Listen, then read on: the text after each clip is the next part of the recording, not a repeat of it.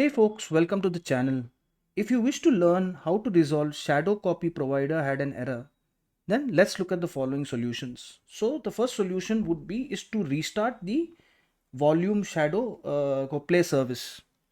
So we will look for services, click on services and look for volume shadow play services. Volume shadow copy services here.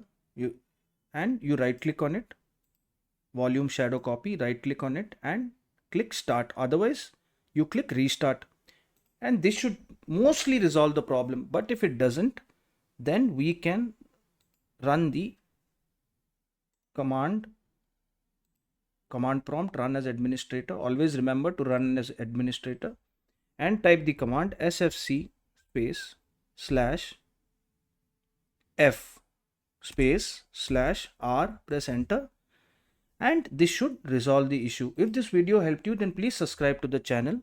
Enjoy your day.